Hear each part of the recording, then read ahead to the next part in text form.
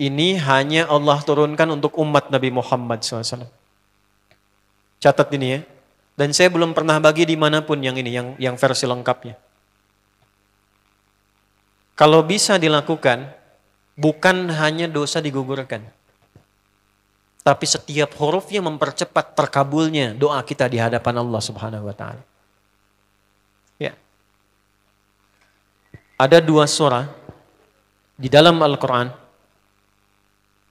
yang bila 2 surah ini dibacakan, itu setiap hurufnya dihitung bisa berpotensi menggugurkan dosa sekaligus mengabulkan doa-doa yang dimintakan. Sepanjang doa itu baik untuk urusan dunia akhirat kita. Kalau salah satu kurang baik diperbaiki oleh Allah. Misal dunia baik tapi akhirat tidak, maka diperbaiki oleh Allah kepada yang lebih baik. Surat pertama Al-Fatihah, surah kedua Al-Baqarah. Ya. Sebelum doa baca tuh Al-Fatihah sama Al-Baqarah. Tapi Al-Baqarahnya tidak dari ayat yang pertama. Kepanjangan. Cukupkan di ayat 285 sampai ayat 286, 2 ayat terakhir. Hadisnya sahih. Kalau mau dikuatkan biasanya banyak ulama memasukkan ayat 284. Ada yang sudah masuk ke dalam Ka'bah di sini? Ini informasi saja.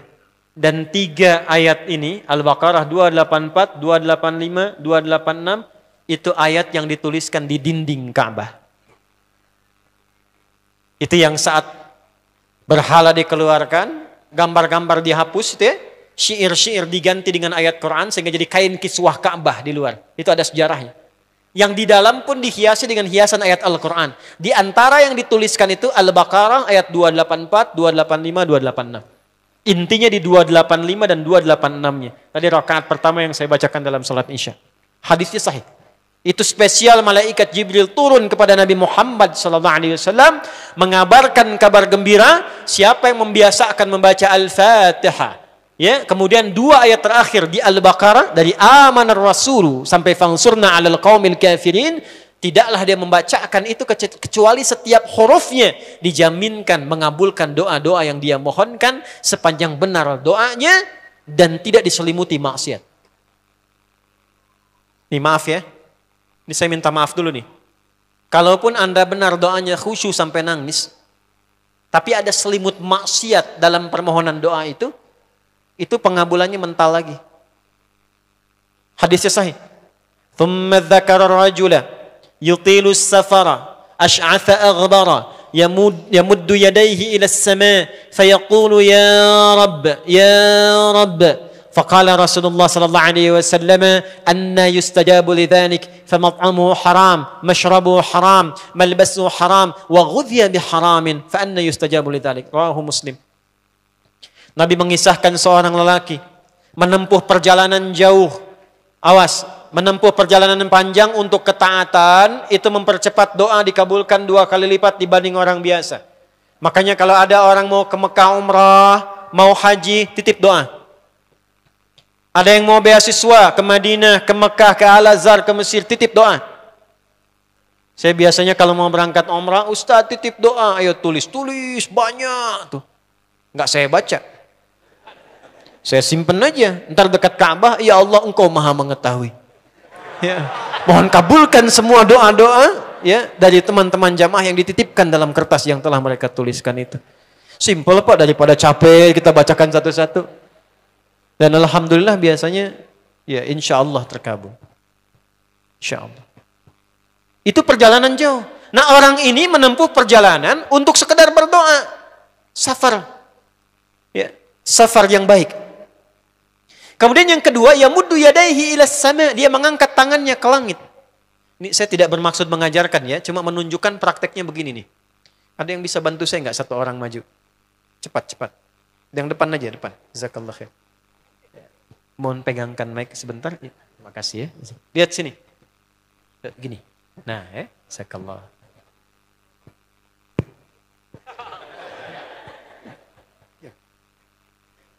Nah, gini ya. Ini tangan, lihat telapak 2 ya. Berdoa itu sesuai porsinya dan ikuti caranya Nabi. Kalau doanya formal dalam sholat dan diikat dengan gerakan, jangan kreatif. Ikuti seperti Nabi yang contohkan. Misal dalam sholat, shollu kama ra'aitumuni usolli. Sholatlah seperti kalian melihat aku sholat. Nanti ada 3 posisi atau sampai 4 posisi dalam sholat yang mempercepat terkabulnya doa. Posisi puncaknya sujud. Hadisnya sahih. Inna ma aqrabal abdi min rabbihi wa huwa sajidun fa'akthirud doa. Keadaan terdekat antara hamba dengan Rabbnya adalah saat sujud. Maka perbanyak doa saat sujud. Tangannya posisi sujud begini, menempel. Jadi nggak usah begini.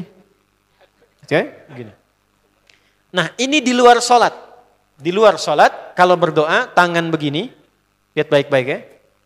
Ini kitabnya agak banyak, bahasanya panjang. Saya berikan yang simpelnya saja ya. Baik. Ini kan teman-teman telapak yang kanan, yang kiri ya. Padukan begini. Ya. Lalu setiap Anda kan pasti punya garis yang kanan dengan garis yang kiri. Ada kan? Itu membentuk keseimbangan. Awas, ini bukan ilmu otak-atik ya. Ini ada sanadnya nih. Pertemukan 2 garis itu sehingga seimbang tangan ini. Tuh. Ini masalah sederhana tapi poinnya penting sekali. Sudah? Cara yang pertama begini. Ini di luar salat dan bukan dalam posisi saat istisqa, saat minta hujan. Begini. Sudah? Pertemukan. Lalu letakkan sejajar dengan dada di sini. Ya. Jadi kalau dada itu, ini posisinya, ini nahar di sini. Ini ada rongga dari bagian atas dengan perut, ada rongga kosong. Nah ini yang disebut dengan sodrun di sini. Ya, kalau kita meletakkan telapak tangan saat sholat begini, letaknya di sini. Yang ini perut, yang ini nahar. Doa itu di sini. Jelas? Semakin kita memohon dengan lebih sangat, naikkan sedikit begini. Sudah? Kalau istisqa, minta hujan, agak lebih tinggi ke atas. Nah ini cara mengangkat yang standar di sini. Untuk memohon. Jelas? Oke. Jazakallah khair. Nah ini, orang ini, dia mengangkat tangannya. Jadi, melakukan perjalanan jauh, mengangkat tangannya, ya muddu yadaihi ilas sama. Orang yang berdoa dengan mengangkat tangan, itu dijawab doanya oleh Allah lewat keterangan Nabi SAW, itu bisa kamakala 2 kali lebih cepat dibandingkan dengan orang yang tidak mengangkat tangan saat berdoa. Jadi Anda cuma sekedar doa dengan mengangkat begini, itu lebih cepat potensi dijawabnya dengan mengangkat doa.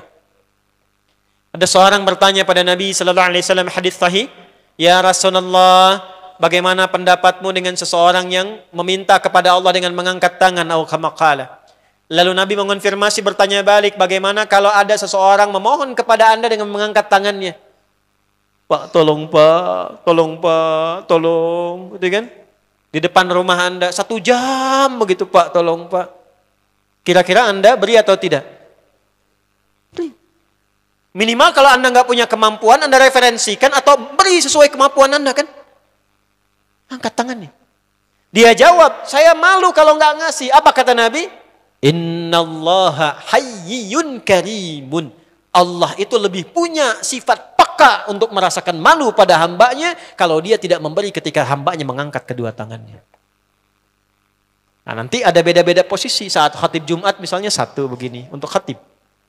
Makmum mengangkat 2 tangan. Yang ketiga dia mengatakan ya Rabb, Asmaul Husna. Doa yang dibuka dengan Al-Asmaul Husna itu dijawab 2 kali lebih cepat dibandingkan dengan doa yang langsung dimohonkan kepada Allah. Itu perintah. Tahu Nabi Zakaria? Nabi Zakaria apa ujiannya? Diuji oleh Allah, hidup demikian lama sampai rambut memutih, fisiknya letih, istrinya divonis secara medis, maaf, monofos dan mandul. Kata medis gak mungkin punya keturunan. Maka beliau berdoa kepada Allah dan dalam doanya dimulai dengan Al-Asmaul Husna. Sebelum sampai ke doa itu di Ali Imran ayat 38 sampai 39, buka dulu Quran surah 17 Al-Isra ayat 110. Ini perintah langsung dari Allah. Qulidullah awidur rahman ayyamma tad'u falahul asmaul husna. Quran surah ke-7 ayat 180. Walillahil asma'ul husna fad'uhu biha. Fad'u biha. Qul Allah, kalau engkau punya masalah hambaku, dan tidak ada di dunia ini yang tidak punya masalah. Quran surah kedua ayat 155. Wala nabluwannakum bisyai'. Setiap yang hidup itu, aku pasti akan uji dengan masalah.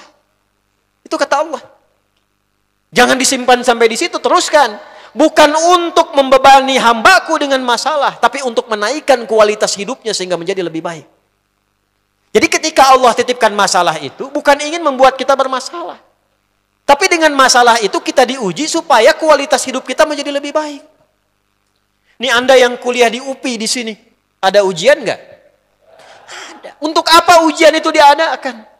Supaya bisa melihat kualitas peningkatan ilmu Anda dari masuk sampai naik tingkat. Kalau nggak ada ujian, nggak kelihatan kualitasnya bertambah. Logikanya begitu.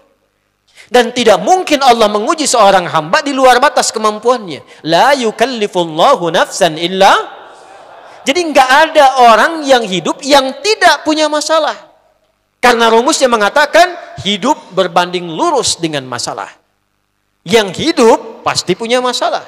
Yang tidak ingin punya masalah, tidak ingin hidup. Karena orang yang tidak hidup, yang hilang masalahnya, selesai hidupnya. Baik. Siapa yang tidak ingin punya masalah? Angkat tangan. Baik. Siapa yang ingin punya masalah? Alhamdulillah. Baik. Yang lain, wallahu a'lam. Nah, kulit Allah kalau sedang diuji masalah, kan yang ngasih siapa? Yang nitipkan siapa? Yang punya solusinya siapa? Kalau Anda tahu yang punya solusinya Allah, kenapa curhatnya bukan kepada Allah? Kan sudah dicontohkan di Quran. Kalau punya masalah, curhatin ke Allah. Quran surah 12 ayat 86. Sejak era Nabi Yakub, masalah di rumah tangga, anak bermasalah, curhatnya pada siapa? Allah. Innama ashku bathi wa huzni ilallah. Aku tuh kalau punya masalah, sesedih apapun, curhatnya Allah. Bentangkan sajadahmu, curhatkan dalam sujudmu, tingkatkan takwamu. Wa may yattaqillaha yaj'al lahu makhraja. Quran surah 65 di akhir ayat yang kedua. Bentangkan sajadahmu, curhatkan, habiskan dalam sujudmu, keluarkan tangismu. Sehingga bebannya jadi ringan. Walaupun solusi belum datang, hatinya sudah tenang. Yang diperintahkan panjangkan sajadahmu, bukan panjangkan statusmu. Kita sudah tahu ayatnya, paham ketentuannya, tapi kenapa prakteknya ditumpahkan di Instagram, di Facebook, bikin vlog di YouTube, hanya untuk curhat saja. Dan ironinya dalam hal yang demikian tahu yang menyelesaikan Allah. Sekarang tambah bonus, aminkan ya. Yang mengaminkan doa ini mudah-mudahan dihilangkan masalahnya. Puguma mana yang ada bermasalah kayaknya di dia. Itu gimana? Kumaha tuh teh? Paham? Curhatkan sama Allah. Nah, bagaimana mintanya? Sebut namanya ya Allah. Awidur Rahman. Kalau kita ingin minta lebih cepat, minta dengan kelembutan Ar-Rahman. Rahman itu bisa disebut namanya ya Rahman, bisa cari cara mintanya yang paling lembut, yang menyentuh. Allah senang dengan kalimat yang menyentuh. Misal ya. Kembali ke Nabi Zakaria tadi. Quran surah 3 ayat 38. Hunalika da'a Zakaria rabbah. Qala rabbi habli min ladunka dzurriyyatan thayyibah. Innaka sami'ud du'a. Ya Allah, hamba-hambamu itu telah menghukumi aku dan istriku tak akan mungkin punya keturunan. Sedangkan engkau yang maha pemberi tanpa punya batasan. Mereka mengatakan istriku punya keterbatasan. Maka aku memohon kepadamu yang pemberianmu tak ada batasan.